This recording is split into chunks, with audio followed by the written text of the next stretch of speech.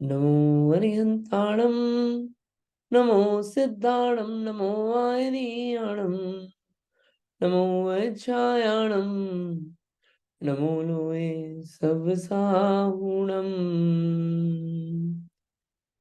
मोक्षमार्गस्य नेतारं भेतारं कर्मभूभृताम् ज्ञातारं विश्वतत्त्वानां वन्दे तद्गुणलाब्धये वन्दे तद्गुणलाब्धये। ये मोक्ष शास्त्र ग्रंथ है। इस मोक्ष शास्त्र ग्रंथ में तीसरा अध्याय, जिसमें कि अधोलोक और ऊर्ध्व मध्य लोक का वर्णन चल रहा है। इसमें जम्बू द्वीप को हमने समझा। जम्बू द्वीप में काल परिवर्तन कैसे होता है, भोग भूमियां कैसी होती है, भोग भूमि का समय कैसा होता है, पांचवे से छठे काल में कैसे जाते हैं, छठे काल से फिर पांचवे कैसा आता है, ये सब बातें हमने देखी। जैसा भोग भूमि का समय वहां पे चलता है, वैसा का वैसा धातकी खंड में चलता है, वैसा का वैसा पुष्करार्ध में चलता है। तो आगे धातकी खंड द्वीप है, पुष्करार्ध द्वीप है। तो ये धातकी खंड और पुष्करार्ध द्वीप के बारे में हम थोड़ा थोड़ा जानेंगे। थोड़ा सा मुख्य मुख्य बातें, कुछ बातें हम पढ़ रखी है पहले ही, इन पढ़ते हैं। तो आप पढ़िएगा। हाँ, यहाँ से पढ़ते हैं अपन। पढ़िए, कौन पढ़ेंगे आप में से? पढ़िए प्लीज, पढ़िए नीलिमा जी।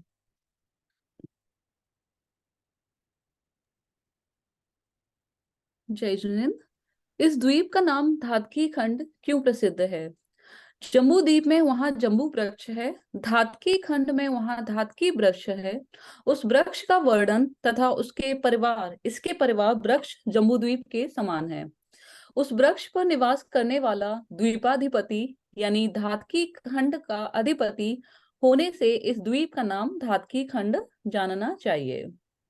बढ़िया। वहां पे क्या है, जैसे जम्बू द्वीप में जम्बू वृक्ष है, यहाँ पे क्या है, धातकी नाम का एक वृक्ष है। तो और उस वृक्ष पे जो निवास करता है, उसका जो राजा है उस द्वीप का, वो क्या उस वृक्ष पे निवास करता है, उस द्वीप का अधिपति। तो इसका नाम क्या पड़ गया? धातकी खंड पड़ गया। ऐसा यहाँ पे ये विशेष राजवार्तिक ग्रंथ से हमें मिलता है। ठीक है। अब एक बात इसमें विशेष आती है कि जो जम्बू द्वीप है, जम्बू द्वीप तो बताया था, जम्बू द्वीप में जम्बू वृक्ष है। तो बाकी की जैसी रचना है, पद्म, महापद्म, सरोवर और क्षेत्र, वो सब वैसे के वैसे नाम वाले कहाँ पे हैं? धातकी खंड और पुष्करार्ध में।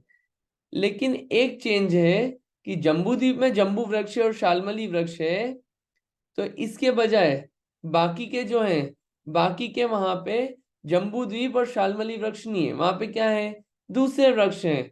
धातकी वृक्ष नाम है। जम्बू द्वीप के बजाय धातकी नाम का वृक्ष है। इतना अपने को विशेष जानना चाहिए। ठीक है, चलिए। अब आगे आता है ये पुष्करार्ध द्वीप। पुष्करवर द्वीप है ना, तो इसका नाम पुष्कर नाम क्यों पड़ा, पुष्करार्ध क्यों पड़ा? पढ़िए इसको कंटिन्यू। इस द्वीप को पुष्कर द्वीप क्यों कहते हैं? जम्बू द्वीप में जिस प्रकार जम्बू वृक्ष है, उसी प्रकार परिवार, ऊंचाई आदि वाला पुष्कर द्वीप में पुष्कर नाम का वृक्ष है। उस वृक्ष पर पुष्कर द्वीप का अधिपति देव रहता है।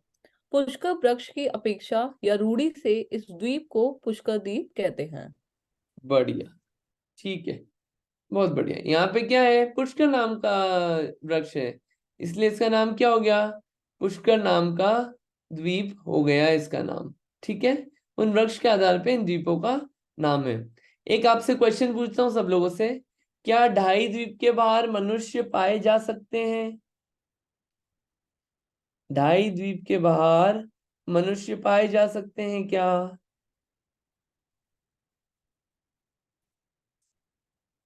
हाँ, कौन बता रहा है आप में से? हाँ, उमा आंटी जी बता रहे हैं, आप बताइए। जय जिनेन्द्र जी, नहीं। पक्का? मनुष्य तो नहीं पाए जाते ना। अच्छा ठीक है, अच्छा है। अब पढ़ लेते हैं अपन कि मनुष्य जो हैं देखिए यहाँ पे आया है, क्या मानुषोत्तर पर्वत के आगे किसी भी अवस्था में मनुष्य नहीं पाए जाते? क्या मनुष्य पाए ही नहीं जाते मानुषोत्तर ओह पर्वत के बाहर, 250 के बाहर? ये ऐसा प्रश्न आया है, तो इसको पढ़ लेते हैं अपन। पढ़िए, आप ही पढ़िए इसका उत्तर, पढ़िए, कंटिन्यू पढ़िए। जी। प्रश्न 8, क्या मनुष्योत्तर पर्वत के आगे किसी भी अवस्था में मनुष्य नहीं पाए जाते हैं? उत्तर, नहीं। उपपाद और समुद्र घाट की अपेक्षा मानुषोत्तर पर्वत के बाहर भी मनुष्य पाए जाते हैं। अब ये उपपाद और समुद्घात नई चीज आई है कि यहाँ पे बोल रहे हैं कि उपपाद और समुद्घात की अपेक्षा मानुषोत्तर पर्वत के बाहर भी मनुष्य पाए जाते हैं।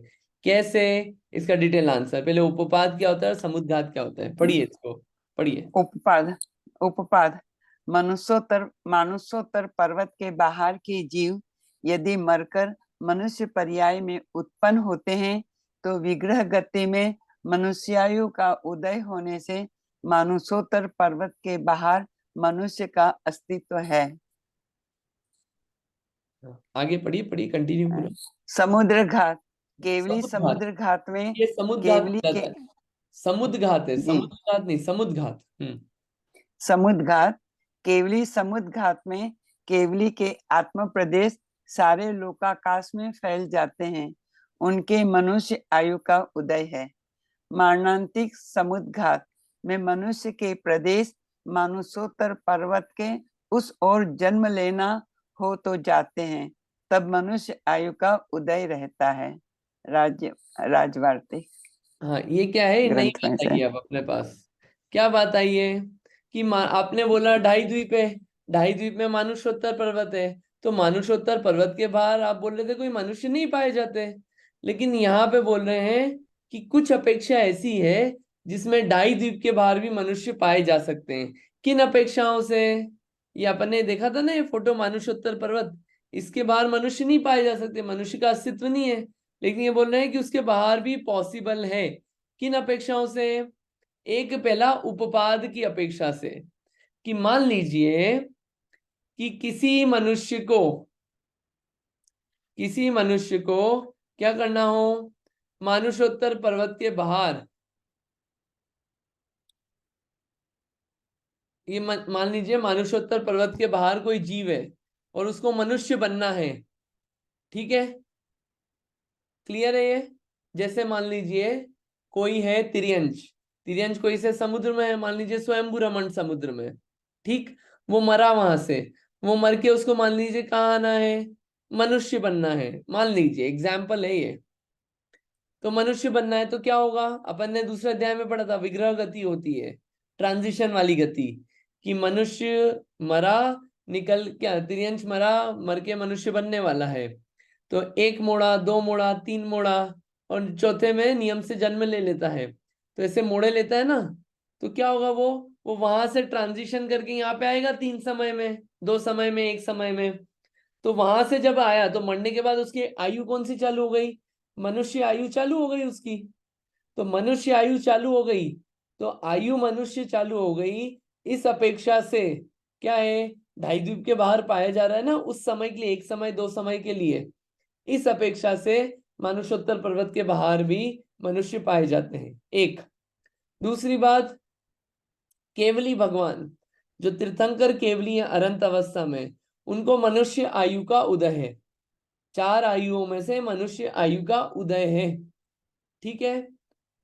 तो अब क्या है कि जब तीर्थंकर को क्या होता है, केवली समुद्घात होता है। समुद्घात क्या होता है कि अपने आत्मा के प्रदेश फैल जाते हैं, अपने आत्मा के प्रदेश बाहर निकलना और फैल जाना। एग्जाम्पल के लिए एक होता है केवली समुद्घात, इसमें क्या होता है कि जब मान लीजिए अरिहंत हैं और सिद्ध बनने वाले हैं, तो आयु कर्म जो है वो तो कम बची है, और बाकी के तीन कर्म जो है अघात्य कर्म, कौन कौन से, नाम, गोत्र और वेदनीय, ये जो तीन कर्म हैं इनकी स्थिति ज्यादा बची है, तो कैसे बनेंगे सिद्ध?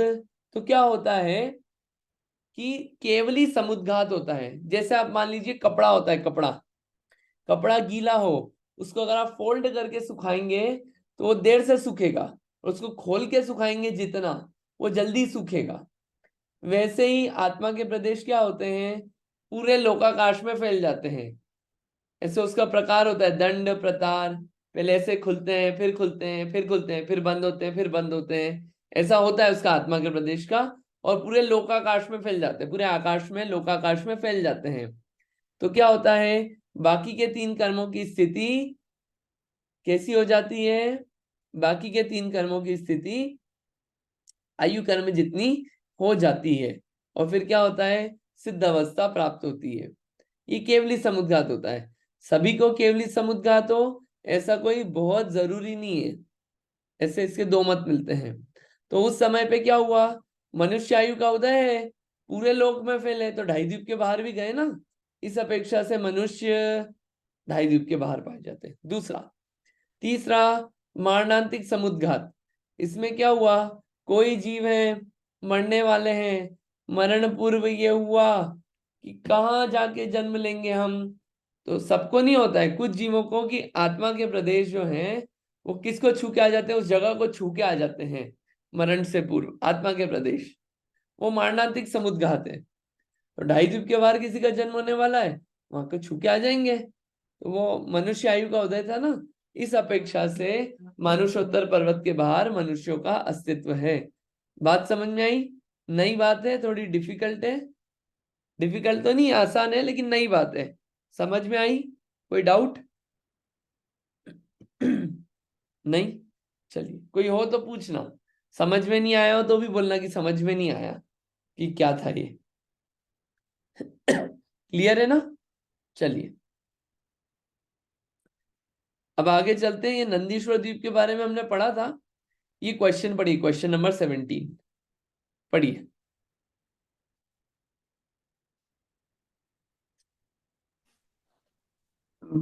प्रश्न थोड़ा हाँ, क्या हुआ? नीचा करना है। अभी ठीक है? ये 17वां प्रश्न पढ़ना है ना? हाँ, यही 17वां पढ़ना है। हाँ हाँ। क्या सभी देव नित्य ही 52 चैत्यालयों की पूजा करते हैं? उत्तर, नहीं। वहां 2 प्रहर 6 बजे से 12 बजे तक कल्पवासी देवों से युक्त सौधर्म इंद्र पूर्व दिशा में, भवनवासी देवों से युक्त चमरेंद्र दक्षिण दिशा में, व्यंतर देवों से युक्त किम पुरुषेंद्र पश्चिम दिशा में, तथा ज्योतिष देवों से युक्त चंद्रमा उत्तर दिशा में पूजा प्रारंभ करते हैं। 2 प्रहर बाद माने 12 बजे से 6 बजे तक अपराह्न में कल्पवासी देव दक्षिण दिशा में, भवनवासी देव पश्चिम दिशा में, व्यंतर देव उत्तर दिशा में तथा ज्योतिष्क देव पूर्व दिशा में जाकर पूजा करते हैं। पूर्व रात्रि के 2 प्रहर 6 बजे से 12 बजे तक वैमानिक देव पश्चिम में, भवनवासी उत्तर में, व्यंतर पूर्व में एवं ज्योतिषी देव दक्षिण दिशा में स्थित जिनेन्द्र देव की पूजा करते हैं। पुनः अपर रात्रि के 2 प्रहर 12 बजे से 6 बजे तक वैमानिक देव उत्तर दिशा में, भवनवासी थोड़ा अप करना है, भवनवासी पूर्व दिशा में, व्यंतर देव दक्षिण दिशा में एवं ज्योतिष्क देव पश्चिम दिशा में स्थित चैत्यालयों की बड़ी भक्ति से दिव्य द्रव्यों के द्वारा अभिषेक पूजन करते हैं। इसी प्रकार 8 दिन की व्यवस्था जाननी चाहिए। तिलोई पन्नति ग्रंथ में से। बढ़िया, ठीक है। ये अपन ने पढ़ा था कि चारों प्रकार के देव होते हैं, वो अलग अलग डायरेक्शन में पूजन करना चालू करते हैं, और फिर क्या है, रोटेट करते हैं 2-2 प्रहर बाद। एक प्रहर में 3 घंटे होते हैं, 2 प्रहर में 6 घंटे होते हैं। तो 4 बार रोटेट करेंगे तो कितने हो गए, 24 घंटे हो गए। ऐसे 24 मल्टीप्लाइड बाय 8, इतने घंटे तक नित्य पूजन और अर्चना करते हैं जिनेंद्र भगवान की, ऐसा समझना चाहिए। पढ़िए प्रश्न नंबर 19 को, किसी और को पढ़ना है? हाँ, नीलिमा जी, कोई प्रश्न? तो वहां पे मतलब निरंतर पूजा चलती रहती है, मतलब रुकती हम्म नहीं है, ऐसा आप, राइट? हम्म। तो वहां पे रात का कोई ऑप्शन नहीं है क्या? मतलब सिर्फ दिन ही रहता है जो प्रहर आप बता रहे हैं, 24 घंटे जो बता रहे हैं आप? आपका प्रश्न आ गया यहाँ पे, ये प्रश्न नंबर 19 पढ़ने वाले हैं, ओके ओके। है ना। और एक चीज और पूछना था, ये जो व्यंतर और ज्योतिष जो देव हम बात कर रहे हैं, तो लौकिक व्यवहार में जो हम व्यंतर का मतलब समझते हैं और ज्योतिषी लोगों का जो समझते हैं, क्या वो ही वैसे ही होते हैं? मतलब उसी टाइप की स्किल्स होती है या कुछ और होता है? लौकिक में क्या समझते हैं आप ज्योतिष देवों से और व्यंतर? लौकिक में व्यंतर मतलब व्यंतर ही समझते हैं, लाइक भूत प्रेत वगैरह, और ज्योतिष मतलब जो ज्योतिषी बताते हैं, ज्योतिष मतलब जो भूत भविष्य बताते हैं, तो नहीं नहीं यही नहीं नहीं इनकी इनके पास ये skills है क्या? नहीं नहीं, देखिए ये स्किल्स तो क्या है, सबके पास रहती है, अवधि ज्ञान जिनके पास है, ये देव हैं। तो ज्योतिष अभी क्या अगला अध्याय आएगा ना, उसमें ज्योतिष देवों का आएगा। ये जो सूर्य चंद्रमा और ये सब विमान है ना, ये सब क्या है, ये सब ज्योतिष देव है, सूर्य चंद्रमा आदि, आएगा उसका वर्णन। और व्यंतर देव जो है वो क्या है, घूमने फिरने में ज्यादा बिलीव करते हैं, लोगों को परेशान करना, ये सब कार्य होते हैं, लेकिन भूत प्रेत नहीं होते ये लोग, भूत प्रेत आदि कुछ का कुछ नहीं होते हैं ये लोग, है ना। वो आएगा वर्णन, उसके भेद भी आएंगे, तब उसको अपन और देख लेंगे। ठीक है। ये जो ज्योतिषी यहाँ पाए जाते हैं पामिस्ट, वो नहीं है देव। ठीक। चलिए प्रश्न नंबर 19। हाँ जी, कोई और पढ़ना चाहता है आप में से तो पढ़िए प्लीज, मैं पढ़िए। पढ़ूं? हाँ जी बिल्कुल पढ़िए प्लीज। Thank you. जय जिनेन्द्र। प्रश्न 19। स्वर्ग में दिन रात नहीं है, अतः उन्हें आषाढ़ मास आदि की जानकारी कैसे होती है? हाँ, एक तो ये उत्तर। बात कि स्वर्ग, स्वर्ग एक मिनट एक मिनट एक मिनट एक मिनट, स्वर्ग में दिन रात नहीं होता है, दिन रात का भेद नहीं है। ये तो स्टेटमेंट दिया है कि हाँ इन्फॉर्मेशन कि स्वर्ग में कोई दिन रात नहीं होती। ठीक है। दूसरी बात, अब जहाँ वहां पे दिन रात नहीं है तो उनको कैसे पता चलेगा? आप बोल रहे हो कि वो कार्तिक फागुन साड़ के अंत 8 दिन माई, इन 8 दिनों में जाते हैं पूजा करने, तो जब दिन रात नहीं हो रहा है तो उन्हें कैसे फील आएगा कि भैया अब दिन 24 आवर्स हो गए, दिन चेंज हो गया, अब आषाढ़ लग गया? ये क्वेश्चन उठता है। पढ़िए अब उत्तर। स्वर्ग में दिन रात का अभाव होने पर भी वहां आषाढ़ आषाढ़ मास आदि की जानकारी अवधि ज्ञान के द्वारा होती है। स्वर्ग में काल का व्यवहार यहाँ के काल के अनुसार ही होता है। हाँ, जैसे यहाँ पे काल चलता है वैसे ही वहीं पे काल चलता है स्वर्ग में, अवधि ज्ञान के द्वारा उनको पता चल जाता है, अब आषाढ़ आ गया, अब कार्तिक आ गया, फागुन आ गया, और दिन रात का भेद नहीं होता है स्वर्गों में। ये कहाँ से, धवला पुस्तक ग्रंथ, धवला पुस्तक चौथी के आधार से ये उत्तर अपने को मिलता है। ठीक है। चलिए आगे देखते हैं, आगे और भी विशेष है। अब क्या है, ये अपन ने आर्य और म्लेच्छ पढ़े थे ना अपन ने, कि आर्य और म्लेच्छ होते हैं। एक मिनट, ये कुछ विशेष है क्या, मैं देख रहा हूँ। हाँ, आर्य और म्लेच्छ होते हैं, तो उनकी क्या, एक होते हैं रिद्धि प्राप्त आर्य और एक बिना रिद्धि प्राप्त आर्य। तो क्या है, रिद्धि प्राप्त आर्यों में 64 रिद्धियों का वर्णन है, उसको आज नहीं ले रहे हैं, अगर आप चाहेंगे तो अपन अगली क्लास में लेंगे, 64 रिद्धियों का पूरा वर्णन चलेगा। जो अपन बोलते हैं ना, नित्या प्रथम प्रकंपाद्भुत केवलोघा, स्फुरा मना पर्याय शुद्ध बोधा, ये सब जो चलता है इसमें 64 रिद्धियों का वर्णन आता है। उसी का वर्णन यहाँ पे है कि रिद्धिधारी मनुष्य कैसे होते हैं, उनकी कौन कौन सी रिद्धि होती है, एक एक रिद्धि का कार्य क्या है। बहुत अच्छा वर्णन है, पढ़ेंगे उसको भी, लेकिन आज नहीं ले रहे हैं उसको, अभी अपन दूसरा विषय करते हैं, इस विषय को एक ही क्लास में पूरा अच्छे से लेंगे। अपन ने पहले नित्या प्रकंपाद्भुत का अर्थ भी देखा है, तो जिन्होंने वो पढ़ा हो वो आपको ख्याल होगा कि नित्या प्रकंपाद्भुत वगैरह में क्या वर्णन आता है। ये जो है ना, ये आपको दिखाते हैं, ये पढ़ लेंगे अपन अभी थोड़ी देर से, अगर आज टाइम हुआ तो। नहीं, ये रिद्धियां होती है, एक फोटो भी है इसका, कि बुद्धि रिद्धि है, विक्रिया रिद्धि है, तप रिद्धि है, बल रिद्धि है, औषध रिद्धि है, रस रिद्धि है, और अक्षीण रिद्धि है। ऐसे 8 प्रकार की रिद्धियां होती है। इन फिर 8 के भेद होते हैं अलग अलग, बुद्धि रिद्धि के 18 भेद, और ऐसे भेद चलते हैं। इनको अपन पूरा अध्ययन करेंगे, ये क्योंकि आर्य और म्लेच्छ का जब वर्णन पढ़ते हैं तो रिद्धि प्राप्त आर्य और ऐसा वर्णन चलता है। ठीक है। अब अपनी एक बात और थी कि आर्य और म्लेच्छ खंड की बात चली थी, तो इसमें क्या है कि अंतरद्वीपों की बात चली थी, कि अंतरद्वीप भी पाए जाते हैं। अंतर्द्वीप देखे थे ना अपन ने, याद है आपको अंतर्द्वीप अपन ने देखे थे जो? अंतर्द्वीप का फोटो तो इसमें नहीं है मेरे पास, दिखाया था मैंने शायद, कहाँ पे है वो देखना पड़ेगा। अंतर्द्वीपों में क्या है, वो खरगोश जैसे और ऐसा अपन ने देखा था ना, ये रहा फोटो, ये अंतर्द्वीप। समुद्रों के अंदर क्या है, ये द्वीप है, ये अपन ने देखा था ना, ये समुद्रों के अंदर ही द्वीप पाए जाते हैं, ये अपने को ख्याल हो तो।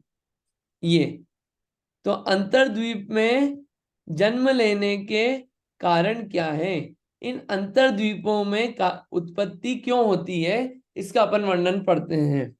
पढ़िए इसको, पढ़िए। अच्छा, प्रश्न 99 प्रश्न, इन अंतर्द्वीपों में जीव किन कारणों से उत्पन्न होते हैं?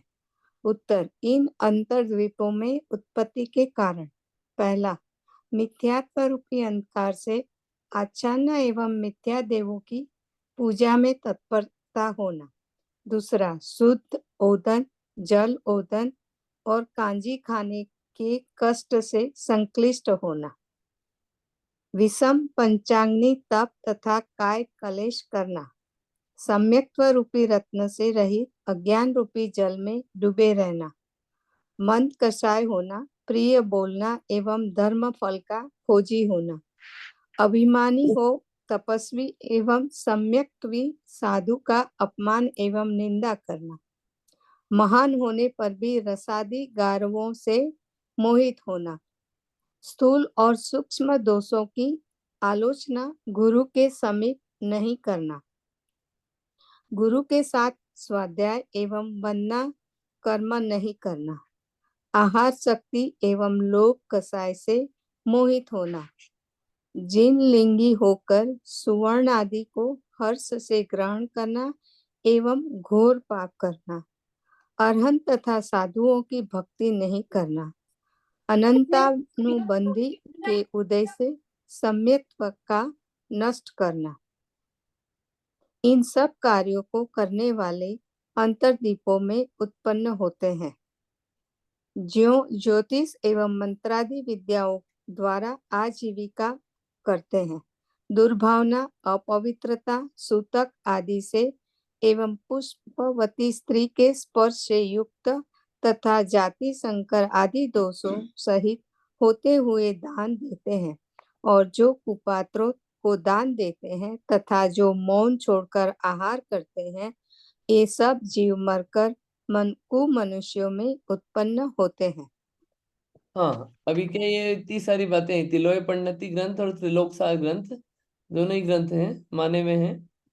उनमें आता है कि अंतर्द्वीपों में किन कारण से उत्पत्ति होती है, तो अलग अलग बात आ गई। कुछ कारणों की अपन ने बात करी थी कि आप काम अच्छा कर रहे हो, लेकिन उसमें क्या है, उसमें आपने कुछ गलतियां करी है, मतलब क्या है, अपवित्रता के साथ करा है। जैसे कि क्या है, दान दिया, लेकिन दान कैसे दिया, अपवित्र अवस्था में दान दिया। सूतक आदि की अवस्था थी उसमें दान दिया, और दुर्भावना से दान दिया। ये क्या है, ये सब ये आपको यहाँ पे लेके जाएंगे अंतर्द्वीप में, कुभोग भूमि में। आपने काम तो अच्छा किया है, लेकिन क्या है, भावना ऐसी थी। एक चीज, कुपात्र को दान दिया, ये सब क्या है, ये सब आपको कुमनुष्य बनाएंगे। और ये ऊपर कारण आए हैं ये सारे। हाँ, इसमें कोई स्पेसिफिक क्वेश्चन हो तो आप पूछे। हाँ रीटा आंटी जी, कोई क्वेश्चन? हाँ, जय जिनेन। नंबर 2 यहाँ पे लिखा है ना, शुद्ध ओदन, जल ओदन और कांजी खाने के कष्ट से संक्लिष्ट होना। तो शुद्ध ओदन का मीनिंग क्या है और कांजी क्या होता है? ये कांजी जो है ना, कांजी का नाम, अब वो कांजी में कोई स्पेसिफिक, मतलब मैं उसका इंग्लिश में या वो नहीं बता पाऊंगा, लेकिन कांजी वगैरह का क्या है, विष कांजी हलाहल, ऐसे विष रूप होता है वो। ऐसे 4 नाम आते हैं, विष कांजी हलाहल, ऐसे नीम कांजी विष हलाहल, ऐसे 4 चीज आती है जिनकी क्या है, वो उनमें पॉइजनसनेस बढ़ती जाती है। तो कांजी में कम होती है, नीम कांजी विष हलाहल। हलाहल में सबसे ज्यादा होती है, विष में उससे कम कांजी में, उससे कम में नीम में। ऐसा कड़वापना और पॉइजनसपना वो बढ़ता जाता है, ऐसे उदाहरण आते हैं। तो कांजी स्पेसिफिक फ्रूट क्या है और क्या है, वो मुझे आइडिया नहीं है। ठीक है, लेकिन इतना पता है उसका नेचर क्या अच्छा। है। और ओदन का मीनिंग क्या है? ओदन, ओदन का मतलब नहीं पता, देखना पड़ेगा ओदन, ओदन देखना अच्छा, पड़ेगा। ठीक है, बता देना। हाँ मैं बता दूंगा। और कोई क्वेश्चन था? हाँ नीतू दी, आपका कुछ क्वेश्चन था क्या? हाँ जय जिनेन्द्र, मेरा ये क्वेश्चन है इसमें कि मौन छोड़कर आहार करते हैं, ये सामान्य मनुष्य के लिए है या मुनि राजों के लिए है? तो सबके लिए लिखा हुआ है, सबके लिए लिखा हुआ है ये। क्या? अच्छा, तो सभी सभी लोगों को करना चाहिए मौन से? अच्छा, ये ओके। और ये एक और है, जिन लिंगी होकर स्वर्णवादी को हर्ष से ग्रहण करना घोर पाप करना, 11वां नंबर। जिनलिंगी हुए, जिनलिंगी यानी कि, जिनलिंगी मतलब क्या होता है? जिनलिंगी समझते हैं आप? जिनलिंगी होता है कि जिनेंद्र भगवान का लिंग धारण करना। जिनेंद्र भगवान का लिंग क्या है? दिगंबरत्व। मुनि। हाँ मुनि, हम्म। वो लिंग आपने हाँ। धारण कर लिया, लेकिन क्या है कि सुवर्ण आदि, रुपए पैसे, इनको क्या कर रहे हो आप? इनको ग्रहण कर रहे हो, इनको इकट्ठा कर रहे हो, पाप भी कर रहे हो कुछ। तो क्या आपने लिंग तो धारण करा, वो कष्ट तो सह रहे हो आप। लिंग धारण करके जो तपस्या रहती है ना, वो भी, वो लिंग धारण करना, वैसे जीवन जीना, बाहरी वेश तो वैसा है, लेकिन क्या हो रहा है साथ में पैरेलली ये काम भी चल रहा है। तो क्या होगा, वो आपको कुभोग भूमि में लेके जाएगा। हम्म। ठीक है, ये ठीक भी है। कारण बनते हैं। Thank you. तो एक कुभोग भूमि का था त्रेसठ। हाँ एक ये पढ़ लेते हैं, शलाका पुरुष कौन कौन से होते हैं, ये पढ़ लेते हैं अपन। और ये पढ़ते हैं, ये अच्छी इंफॉर्मेशन है। हाँ पढ़िए, नीतू दी आप पढ़ रहे हैं क्या? पढ़िए। हाँ, शलाका पुरुष कौन कौन से होते हैं? शलाका पुरुष 63 होते हैं। 24 तीर्थंकर, 12 चक्रवर्ती, 9 बलभद्र, 9 नारायण, 9 प्रतिशत्रु प्रतिनारायण, 63 शलाका पुरुष। 169 शलाका पुरुष, 24 तीर्थंकर, उनके गुरु, 24 पिता प्लस 24 माता प्लस 12 चक्रवर्ती प्लस 9 बलदेव प्लस 9 नारायण प्लस 9 प्रतिनारायण प्लस 11 रुद्र प्लस 9 नारद प्लस 24 कामदेव प्लस 14 कुलकर। इस तरह से 169 शलाका पुरुष होते हैं। हाँ यहाँ नारायण से नारायण एवं प्रतिनारायण दोनों का ग्रहण करना चाहिए। यहाँ पे जो ये वैसे 63 शलाका पुरुष पढ़े अपन ने, ये जो 169 है ये महापुरुष कहलाते हैं। यहाँ पे शलाका पुरुष नाम भी दिया है। तो 63 शलाका पुरुष तो हमको ख्याल है, 24 तीर्थंकर, 12 चक्रवर्ती भरत आदि हुए ना, 9 बलभद्र, रामचंद्र जी क्या थे? बलभद्र थे। 9 नारायण, जो लक्ष्मण जी थे वो क्या थे? नारायण थे। प्रतिनारायण, रावण जो थे वो प्रतिनारायण थे। ऐसे क्या है, 63 शलाका पुरुष होते हैं। कृष्ण जी क्या थे? कृष्ण जी थे, और वो थे जरासंध, ये नारायण प्रतिनारायण। और बलदेव जो थे वो क्या थे? बलभद्र थे। ऐसे वर्णन ये 63 शलाका पुरुष हुए। फिर 169 शलाका पुरुष तीर्थंकर, तीर्थंकर के माता पिता 48 हो गए। 12 चक्रवर्ती, बलदेव, नारायण, प्रतिनारायण। फिर रुद्र भी होते हैं और नारद भी होते हैं अलग से। नारद, रुद्र ये भी होते हैं। कामदेव, कामदेव भी होते हैं। जैसे ये थे कामदेव, कौन थे? हनुमान जी। बाहुबली, हाँ बाहुबली भी थे ना। हाँ बाहुबली भी थे। ये क्या? कामदेव। कुलकर, 14 कुलकर, ये सब क्या है? विशेष पुरुषों में आते हैं इनका वर्णन। ऐसा अपने को जानना चाहिए। एक यहाँ पे गुरु की बात आई है। उनके गुरु यानी कि माता पिता ही उनको जन्म देते हैं और बड़ा करते हैं। इन तीर्थंकर जो होते हैं, तीर्थंकर के वैसे कोई गुरु नहीं होते उनके जीवन काल में। तीर्थंकर दीक्षा भी स्वयं से लेते हैं। ओम नमः सिद्धेभ्य कह के स्वयं से दीक्षा लेते हैं। ठीक है, उनको कोई पाठशाला नहीं जाना पड़ता है तीर्थंकर को। तीर्थंकर किस अपने जीवन काल में किसी मुनिराज को, मुनिराज के दर्शन नहीं करते हैं। क्योंकि क्या है, वो विशेष पुरुष हैं, वो तीर्थ का प्रवर्तन करने वाले हैं, उनको इन सब चीजों की आवश्यकता नहीं होती, क्योंकि बचपन में पाठशाला जाना आदि ये कार्य नहीं होते। कोई मुनिराज के दर्शन भी नहीं होते उनके जीवन काल में। तीर्थंकर का बहुत सारी ऐसे विशेष बातें आती है, और समय समय पे अपन देखते जाएंगे। ठीक है।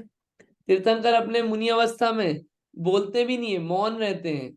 उसका कारण है कि क्या है, जब तक उनको पूर्ण ज्ञान नहीं हो जाता तब तक वो बोलते नहीं है, क्योंकि क्या है कि पूर्ण ज्ञान जो है वो केवल ज्ञान होने पे होता है, और उसके पहले कुछ बोलेंगे तो क्या ऑथेंटिसिटी कम होती है, एक चीज। दूसरा कि ये कुछ बोले, जीव कुछ और समझे, बहुत सारी बातें होती है।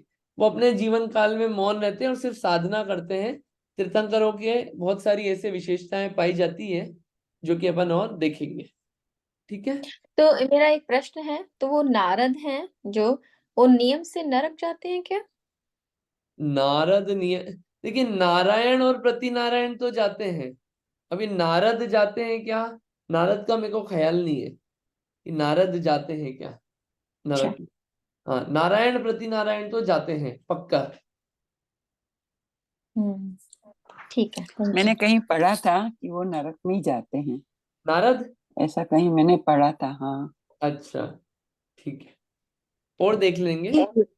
रुद्र रुद्र कौन होते हैं, समझ नहीं आया। रुद्र, 11 रुद्र। हाँ। रुद्र ना, इसको थोड़ा रिसर्च कर लेते हैं, एक्चुअली अभी कर लेते हैं, एक सेकंड दीजिए। क्या है रुद्र इसमें, क्या है, कभी भी अपने को डाउट आए तो रुद्र यहाँ पे डिक्शनरी में डाला और मिल जाए तो पढ़ लेंगे। रुद्र,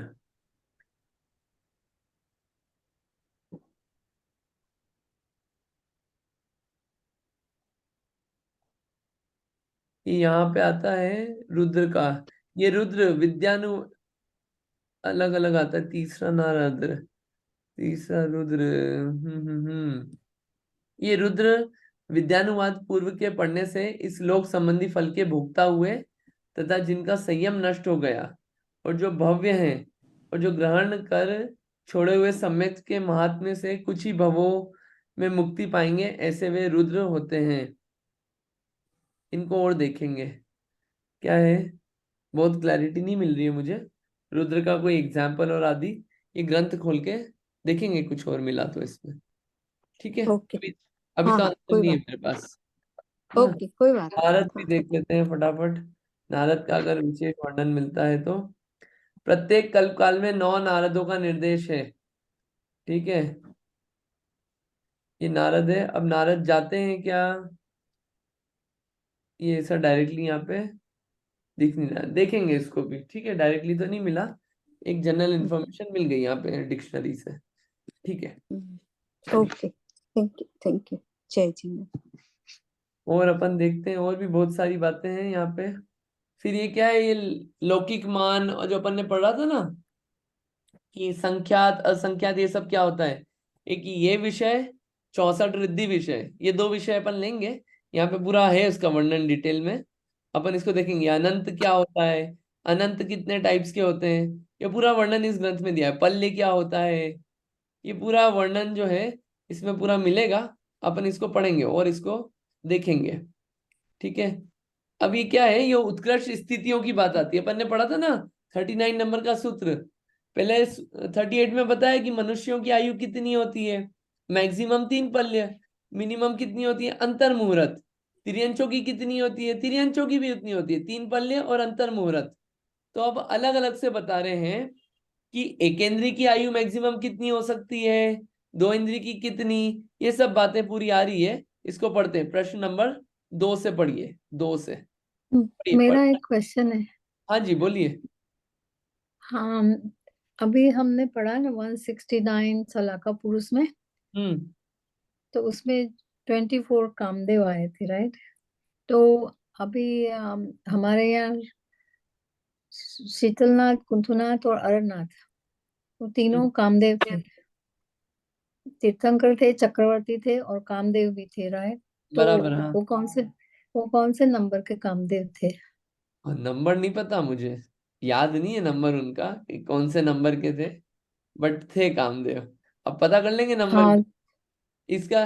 क्या ये जो हाँ पुराण वगैरह पुराण होते हैं ना, पुराणों में कई बार ऐसे नाम आते हैं सबके एक एक के। या तो उन पुराणों में अपन देख ले, महापुराण, पद्म पुराण आदि में मिल जाएगा। उसमें क्या शुरू चालू करते हैं ना कि ये जम्बू द्वीप है, ये 3 लोक है, इसमें ये द्वीप है, इस द्वीप में ऐसे महापुरुष हुए, फिर नाम आता है एक एक का। उसमें मिल जाएगा ये, तो ढूंढ लेंगे अपन। स्वयंभू स्तोत्र में भी आता है शांतिनाथ भगवान के, उसमें 12 वे द्वादश में थे। अच्छा 12वें थे क्या? द्वादश में चक्रवर्ती कामदेव थे। चक्रवर्ती थे 12वें। चक्रवर्ती नहीं, चक्रवर्ती ने, मैं कामदेव पूछ रही हूँ। कामदेव चाहिए। हाँ मैं अपने को देखना पड़ेगा, हाँ ठीक है, है ना। Thank you. और ये ओदन का अर्थ होता है पके हुए चावल। पके हुए चावलों को ओदन बोलते हैं। Okay, good, good to know, thank you. चलिए ये प्रश्न नंबर 2 कंटिन्यू करिए, पढ़िए।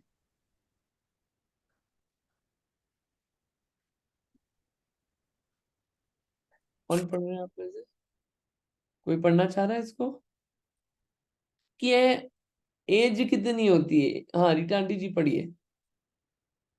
एक केंद्रीय आदि जीवों की आयु कितनी होती है मैक्सिमम, ये पढ़ रहे हैं अपन। हाँ कोई पढ़ना चाह रहा है आप में से? ओके, 12वें आपने कामदेव हैं, बढ़िया। चक्रवर्ती तो पंचम है। ठीक है 12वें हाँ, शांतिनाथ भगवान 12वें 12वें कामदेव। कामदेव हैं और 5वें नंबर के चक्रवर्ती, पंचम चक्रवर्ती पदधारी। हाँ हाँ, ओके, 12, 13, 14 कामदेव होंगे ना फिर। ये शांतिनाथ, पृथुनाथ, अरनाथ, तीन हुए, one after the other, right. Hmm okay, ठीक है, थैंक यू उमा बेन। ये प्रश्न नंबर 2। हाँ कोई पढ़ रहा है आप में से? I can read if. हाँ पढ़िए प्लीज पढ़िए। ओके, प्रश्न, एकेंद्रीय जीवों की उत्कृष्ट स्थिति कितनी है? उत्तर, एकेंद्रीय जीवों में पृथ्वी का एक जीव 2 प्रकार के हैं। एक खर पृथ्वी का एक, और दूसरा शुद्ध पृथ्वी का एक। खर पृथ्वी का एक जीवों की उत्कृष्ट स्थिति 22,000 वर्ष, शुद्ध पृथ्वी का एक जीवों की 12,000 वर्ष, जल का एक जीवों की 7,000 वर्ष, अग्नि का एक जीवों की 3 दिन रात, वायु का एक जीवों की 3,000 वर्ष, वनस्पति का एक जीवों की 1,000 वर्ष, एक नहीं 10,000 वर्ष। सॉरी 10,000 वर्ष। ये क्यों पढ़ा रहे हैं कि एक केंद्रीय, अपन बोलते हैं ना एक केंद्रीय हुए, कितने कितने साल तक की मैक्सिमम आयु हो सकती है? वनस्पति का एक जीव मैक्सिमम रहे 10,000 साल तक रह सकता है, वायु का एक 3,000 साल तक, अग्नि का एक जीवों की ज्यादा आयु नहीं होती, 3 days and nights, जल का एक की 7,000 वर्ष, पृथ्वी का एक की 22,000 वर्ष और 12,000 वर्ष। ऐसे ये भेद पड़ते हैं इनकी आयुओं में, इतनी इतनी आयु वाले जीव होते हैं ये। अब ये देखिए विकलत रहे, 2 इंद्री 3 तो इंद्री। ये समुद्र में हाँ हम्म तो ये समुद्र में इतना पानी है, हम्म तो वो भी तो जल का एक ही जीव है ना, तो वो तो सदियों से इस पानी में ही पानी ही है वो, वहां तो बराबर है। उसमें वो उसमें भी जीव मरते और रहते हैं और जीवित होते रहते हैं, मतलब वो तो जल का एक जीव ही है ना समुद्र में। तो वो जल का मतलब एक, जल जो है, हाँ जल ही जिनका और शरीर है वो जल का एक, जल हाँ में हाँ, जो जीव है। लेकिन वो जल तो सदियों से भरा हुआ, तो मतलब उससे भी ज्यादा आयु नहीं होगी उनकी फिर, तो 7,000 वर्ष से भी ज्यादा हो गए ना। क्या है, जल भरा हुआ है, लेकिन क्या है, हाँ जो जीव है वो तो हाँ, बदल सकता है ना। और ये बहुत अच्छा सारे जीवों का समूह है, मतलब वो पूरा एक समुद्र एक जल का एक जीव नहीं है, बहुत सारे जल का एक जीवों का समूह है। ठीक है, ओके, इट्स नॉट वन हाँ एंटिटी। तो ठीक है। आए गए आए गए आए गए, बहुत सारे जल का एक जीव एक साथ इकट्ठे हो गए, तो वो समुद्र बन गया, हम्म नदी बन गई, ऐसा। Thank you. हाँ पढ़िए, विकलत रयों की आयु कितनी है, पढ़िए कंटिन्यू। प्रश्न, विकलत्रयों की आयु कितनी है? उत्तर, विकलत्रय जीवों की उत्कृष्ट आयु द्विइंद्रियों की 12 वर्ष, त्रि इंद्रियों की 49 दिन, चतुर्इंद्रियों की 6 माह। इन सब की जघन्य आयु अंतर्मुहूर्त प्रमाण है। मध्यम आयु के अनेक विकल्प हैं। हाँ, मध्यम आयु यानी कि मिनिमम और मैक्सिमम के बीच का जितना गैप होता है। तो ये 3 इंद्रिय जीवों की आयु कितनी होती है? मात्र 49 डेज। ये चींटी वगैरह 3 इंद्रिय है, मैक्सिमम 49 डेज ये मैक्सिमम है। मिनिमम तो हो सकता है आज अभी पैदा हुई और 5 मिनट बाद खत्म हो जाए। ये इतनी कम कम आयु मिलती है इन जीवों को। और ये कोटा जो जा रहा है, 30 आयु का कोटा जा रहा है। ये स्थावर से 30 बनना बहुत डिफिकल्ट है, और ये कोटा जो है ये 30 आयु में से जाता है इन लोगों का। चीटी बने मैक्सिमम 49 डेज, 49 डेज मैक्सिमम है। मिनिमम कितना? अंतर्मुहूर्त लेस देन 48 मिनट्स में निपट गए। होता ही है, चीटियां आई खत्म। फिर 4 इंद्रिय जीव मैक्सिमम 6 महीने, मतलब इतने में तो इनकी आयु खत्म हो गई। वो 30 पर्याय जो मिली थी वो खत्म हो गई। और 30 पर्याय मिलना कैसा था? दुर्लभ था, दुर्लभ। दुर्लभ लही जो चिंतामणि, त्यों पर्याय लही 30 तणी। तो वो कितना डिफिकल्ट है अच्छी अच्छी चीज मिलना। आयु इतनी कम, फिर उन आयु में अगर इतनी जल्दी मर जाए, कैसे कल्याण करे जीव अपना? तो अभी जो आयु मिली है वो बहुत उत्कृष्ट चीज मिली है अपने को, उत्कृष्ट चीज। अभी कुछ करना होगा। 2 इंद्रिय जीवों की 12 वर्ष। ये लट वगैरह जो है इनकी मैक्सिमम 12 वर्ष होती है। लट एग्जाम्पल दिया है मैंने, 2 इंद्रिय जीवों में शंख भी आते हैं। ये 12 वर्ष ही होती है इनकी आयु, ज्यादा नहीं होती। मैक्सिमम, ये मैक्सिमम है। इन मैक्सिमम सबको नहीं मिलती है, ऐसा विचारना। पंचेंद्रिय जीवों की आयु कितनी होती है? हाँ, क्या? इसमें सम्मोचन जीव उसमें सम्मोचन जीव की आयु अंतर्मुहूर्त होती है ना कि नहीं?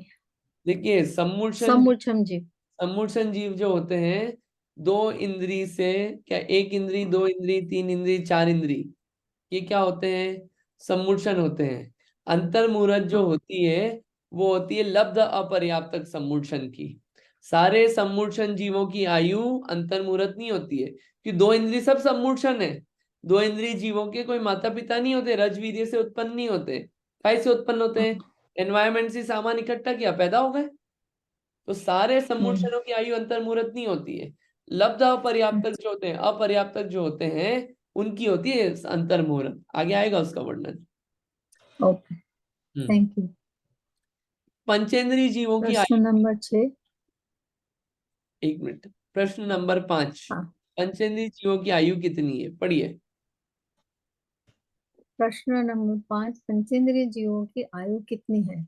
उत्तर, पंचेंद्रिय जीवों की उत्कृष्ट आयु जलचर जीवों में मछली आदि के 1 पूर्व कोटि वर्ष, सरीसृप, गोह, नकुल आदि थलचरों की 9 पूर्वांग, सर्पों की 42,000 वर्ष, पक्षियों की 72,000 वर्ष, गाय भैंस आदि चतुष्पदों की 3 पलियां, पंचेंद्रिय जीवों की 1 कोटि पूर्व। इन सब की जघन्य आयु अंतर्मुहूर्त प्रमाण है। मध्यम आयु के अनेक विकल्प हैं। मध्यम आयु के अनेक विकल्प है, कि अंतर्मुहूर्त से लगा के 1 कोटि पूर्व तक कितना भी हो सकता है पंचेंद्रीय जीवों का। मैक्सिमम मिनिमम बताया, तो बीच का कितना भी हो सकता है। अब सांप देखिए, मैक्सिमम 42,000 साल जी सकता है। पक्षी जो है 72,000 साल तक। ये अभी पंचम काल में भरत क्षेत्र में नहीं है इतनी आयु, लेकिन ये ऐसी आयुएं पाई जाती है। अब जैसे पंचेंद्रीय जीव है, 1 करोड़ पूर्व की, 1 करोड़ पूर्व की होती है आयु। 1 करोड़ पूर्व बताया था, 1 करोड़ मल्टीप्लाइड बाय 1 पूर्व। 1 पूर्व में 84 लाख पूर्वांग, 1 पूर्वांग में 84 लाख वर्ष। तो 84 lakh multiplied by 84 lakh multiplied by 1 crore, 7 नील, और ऐसे पूरा आया था उसका, अपन ने कल देखा था, है ना? तो इतनी आयु होती है इन पंचेंद्रीय जीवों को भी। और मछली बन गए तो कितना? 1 पूर्व कोटि, 1 करोड़ पूर्व तक मछली बने हुए हैं। अब बताइए, कुछ थलचर बने, सांप बने, क्या है 42,000 वर्ष तक सांप ही बने हुए हैं। ऐसी ऐसी आयुएं हैं। क्या कब होगा ये सब चीजें? कि ये जो कम टाइम अभी जो मिला है, 50 साल, 100 साल, 70 साल, अगर इसमें अपने को सम्यक दर्शन नहीं हुआ, आगे अपन नहीं बढ़े, तो क्या होगा? गेट खुले हैं। सम्यक दृष्टि का जन्म तिर्यंचों में नहीं होता है। सम्यक दृष्टि जीव का जन्म तिर्यंच में नहीं होता है। प्रथम नरक बिन षडभु ज्योतिष, वान भवन षड नारी, थावर विकल त्रय पशु में नहीं, उपजत सम्यक धारी। छड़ाला। हाँ, बोलिए नीलिमा जी, कोई क्वेश्चन? तो भैया ये जो आयु है फिर तो ये देखने को पहले से चौथे काल में ही मिलेगी ना, क्योंकि पंचम काल में तो कभी नहीं सुना कि इतनी आयु है या इतनी हो सकती है ये पंचम है काल ना? में नहीं है ना? हाँ, ये पंचम काल में नहीं है, छठे काल में भी नहीं है। इतना राइट, तो बड़ा पहले काल ही नहीं होता है तो आयु कैसे मिलेगी? 21,000 साल का काल है, उसमें 42,000 साल का सांप कहाँ से लाएंगे? तो वो सब क्या है, चौथे काल में मिल जाएगा। और पहले, दूसरे, तीसरे काल में तो ये क्या बोलते हैं, सांप वगैरह तो पाए जाते हैं। बाकी ये दूसरे 2, 3, 4 इंद्रिय जीव नहीं होते। राइट राइट, ठीक है। हाँ। और कुछ क्या, लब्ध पर्याप्तक क्या है? पढ़ते हैं उसको। पहले पढ़ लेते हैं, लब्ध पर्याप्तक जीवों की आयु कितनी है, फिर उसको भी समझेंगे। पढ़िए, कंटिन्यू रीडिंग प्लीज। लब्ध पर्याप्त जीवों की आयु कितनी है? उत्तर, लब्ध पर्याप्त जीवों की उत्कृष्ट आयु एकेंद्रिय, द्विंद्रिय, त्रिंद्रिय, चतुरिंद्रिय, असंगनी पंचेंद्रिय तथा असंगनी पंचेंद्रिय लब्ध पर्याप्त जीवों की जघन्य आयु शूद्र भव श्वास के 18वें भाग प्रमाण मध्यम अंतर्मुहूर्त मात्र है। एकेंद्रिय, द्विंद्रिय, त्रिंद्रिय, चतुरिंद्रिय तथा असंगनी पंचेंद्रिय अर्थात संपूर्ण लब्ध पर्याप्तक जीवों की आयु कुछ कम एक श्वास के 18वें भाग प्रमाण है। बढ़िया। अब पर्याप्ति, लब्ध पर्याप्तक क्या होता है? देखिए, पर्याप्ति आपने नाम सुना होगा। कुछ जीव होते हैं पर्याप्तक, कुछ होते हैं अपर्याप्तक। 6 प्रकार की पर्याप्ति होती है। आहार पर्याप्ति, शरीर पर्याप्ति, इंद्रिय पर्याप्ति, श्वासोच्छ्वास पर्याप्ति, भाषा पर्याप्ति और मना पर्याप्ति। ये क्या होता है कि जीव जब जन्म लेने वाला है, जन्म लेने से पहले रॉ मटेरियल इकट्ठा करता है इन सब चीजों को बनाने के लिए। ये सब चीजें बनाने के लिए ग्रहण करता है इन सब का रॉ मटेरियल। कि अब शरीर बनाना है तो उस संबंधी रॉ मटेरियल इकट्ठा करना है जीव को। श्वासोच्छ्वास की बनाना है तो वो रॉ मटेरियल इकट्ठा करता है। तो कुछ जीव होते हैं कि रॉ मटेरियल इकट्ठा करने से पहले ही इकट्ठा करना चालू किया और क्या हुआ, मर गए। उनको कहते हैं अपर्याप्तक। मतलब ये हुआ कि प्लॉट तो खरीद लिया, लेकिन क्या है, प्लॉट के लिए गिट्टी वगैरह डालना चालू हुई थी, कि रॉ मटेरियल इकट्ठा करना चालू हुआ ही था, और क्या हुआ, उसको पूरा करने से पहले ही मर गए। ये क्या होते हैं, अपर्याप्तक जीव। मतलब क्या, ये शरीर मतलब उधर से मर के इधर आने की तैयारी तो हो गई, निकल गए थे रास्ते में नया शरीर धारण करने के लिए, लेकिन क्या हुआ, सामान इकट्ठा कर रहे थे और क्या हुआ, उससे पहले ही मृत्यु हो गई। क्या हो गई, मृत्यु हो गई। तो वो क्या कहलाते हैं, अपर्याप्तक। यानी कि मन बनाने के लिए वो मनोवर्गणा ग्रहण नहीं कर पाए, मन को बनाने के लिए रॉ मटेरियल जो चाहिए रहता है। भाषा पर्याप्ति, भाषा संबंधी कार्य करने के लिए जो वर्गणाएं ग्रहण करनी होती है, उनको क्या होता है, ग्रहण नहीं कर पाए पूरी तरह, सिस्टम डेवलप नहीं कर पाए और क्या हुआ, मरण हो गया। उन्हें कहते हैं अपर्याप्तक। ये बहुत लेमन लैंग्वेज में बता रहा हूं मैं, इसकी परिभाषा वगैरह आगे वो विशेष आती है। गोमटसार जीवकांड में पर्याप्ति नाम का एक अधिकार है पूरा, पर्याप्ति। वो बहुत अच्छा है पढ़ने को, पढ़ना चाहिए उसे। अब पर्याप्तक अपर्याप्तक, तो जो पर्याप्ति पूर्ण कर ले वो पर्याप्तक जीव, जो पर्याप्ति पूर्ण ना कर पाए वो क्या है, अपर्याप्तक। इसमें भी दो होते हैं, एक ऐसे जीव जिनने पर्याप्ति पूर्ण नहीं करी लेकिन कर लेंगे, they are in the process, they are called निवृत्त अपर्याप्तक। और जिन्होंने पर्याप्ति पूर्ण नहीं की है और ना आगे कर पाएंगे और मरण हो जाएगा, उन्हें कहते हैं लब्ध अपर्याप्तक जीव। ठीक है, तो अब लब्ध अपर्याप्तक जीवों की आयु कितनी होती है, ये बता रहे हैं कि 1, 2, 3, 4 इंद्री, असंगी पंचेंद्री और संगी पंचेंद्री, इसमें जो लब्ध पर्याप्तक होंगे इनकी आयु कितनी होगी, शुद्र भव श्वास के 18वें भाग आयु होगी। एक श्वास के 18वें भाग आयु होगी। सारे निगोदियाओं की आयु श्वास के 18वें भाग नहीं होती है, एक चीज। और सिर्फ निगोदिया की ही श्वास के 18वें भाग आयु नहीं होती है, एक से लगा के पंचेंद्रीय जीवों की हो सकती है, जो कि लब्ध अपर्याप्तक जीव हों। क्लियर है ये? क्लियर लब्ध अपर्याप्तक संबंधी बात? अपन ने क्योंकि क्या एक पढ़ रखा है, एक श्वास में 8-10 बार जन्म्यो मरियो भरियो दुख बार। तो सिर्फ निगोदिया जीव नहीं होते हैं, निगोदियाओं में विशेष रूप से पाया जाता है, इसलिए कह देते हैं। लेकिन सारे निगोदिया एक श्वास के 18वें भाग में जन्म मरण नहीं करते हैं, लेकिन जो लब्ध अपर्याप्तक हैं वो एक श्वास के 18वें भाग में जन्म मरण होगा। यानी एक जन्म मरण जो है इसका कैलकुलेशन करते हैं तो 0.04 सेकेंड्स में एक बार जन्म भी हो जाता है, एक बार मरण भी हो जाता है। 0.04 सेकेंड्स में एक बार हैप्पी बर्थडे, एक बार डेथ।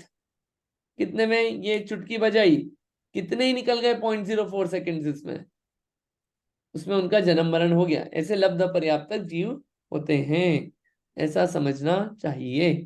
ठीक है, चलिए। ये मत समझना आप कि अपर्याप्तक उन्हें कहते हैं जैसे गर्भ में कोई आए और गर्भ में आते ही उनका मरण हो गया, वो अपर्याप्तक जीव नहीं है। उनने तो सारा सामान इकट्ठा किया है अपना बनाने का, उनकी तो आयु इतनी है। गर्भ जन्म वाले अपर्याप्तक नहीं होते हैं, वो पर्याप्तक ही होते हैं नियम से, अपर्याप्तक नहीं होते गर्भ जन्म वाले, जिनका गर्भ से जन्म होता है। ठीक है, इसको ऐसा समझना चाहिए। क्लियर? चलिए आगे देखते हैं। अब ये प्रश्न आते हैं, ये 2-3 प्रश्न अच्छे हैं कि आपने इस अध्याय में द्वीप और समुद्र का वर्णन किया। क्यों किया द्वीप समुद्रों का वर्णन, क्यों किया, उसका क्या कारण है, उससे क्या फायदा, ये सब बातें। और ढाई द्वीप का वर्णन क्यों किया, ये सब बातें जो है हमको इन 3 प्रश्नों से विशेष जानने को मिलेगी और श्रद्धांत बनेगा। हाँ, कोई और पढ़ना चाहेगा आप में से? पढ़िए इसको।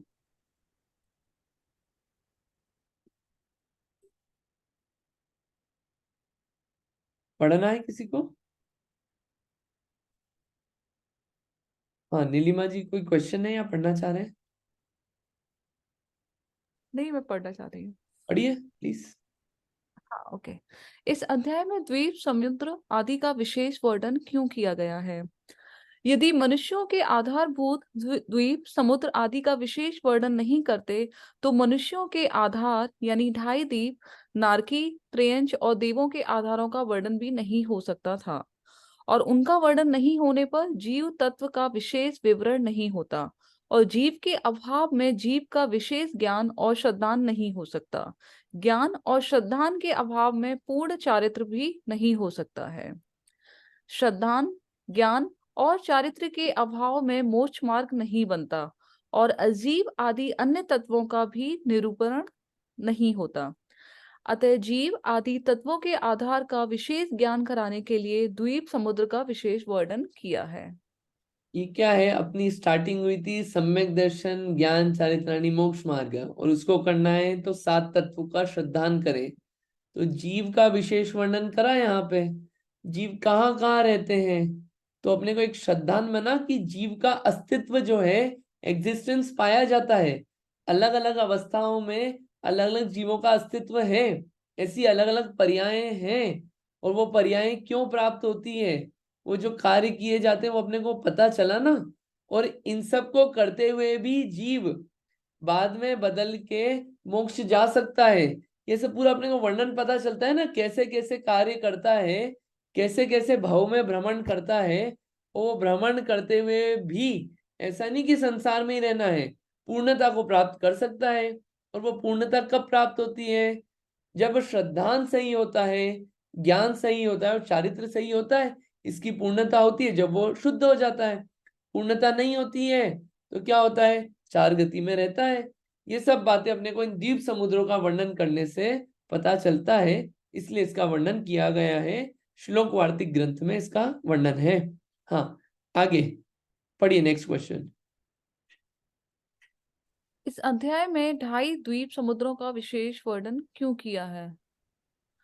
मध्यलोक में असंख्य द्वीप समुद्रों के होने पर भी इस अध्याय में आचार्य महाराज ने ढाई द्वीप के क्षेत्र, विभाग, पर्वत, नदी आदि का एवं 2 समुद्रों का विस्तृत वर्णन किया है। उसका कारण यह है कि शिष्य मुनि के मनुष्य लोक को जानने की जिज्ञासा रूप प्रश्न का उत्तर देने के लिए यहाँ ढाई द्वीप और 2 समुद्रों का वर्णन किया है, क्योंकि ढाई द्वीप के बाहर मनुष्य नहीं पाए जाते हैं। इसके वर्णन से आगे के द्वीप समुद्रों का सज्जन लोग निर्णय कर लेते हैं। हम मनुष्य लोक में रहते हैं, हमको तो बताओ मनुष्य कहाँ तक पाए जाते हैं, उसका डिटेल में वर्णन कर दिया और बाकी का शॉर्ट में वर्णन कर दिया। और विशेष जानना हो तो आप तिलोय परिणति ग्रंथ पढ़ लीजिए, उससे आपको और निर्णय हो जाएगा बाकी द्वीप समुद्रों का जानना हो तो। ऐसा यहाँ पे विशेष पूरी व्यवस्था आचार्य महाराज ने बताई है। ठीक है, एक लास्ट प्रश्न और पढ़ लेते हैं, 12वां पढ़िए। इन द्वीप समुद्रों में जीव किस कारण उत्पन्न होते हैं? क्षेत्र विपाकी कर्म के उदय से जीव ढाई द्वीप रूप विशेष क्षेत्रों में उत्पन्न होता है।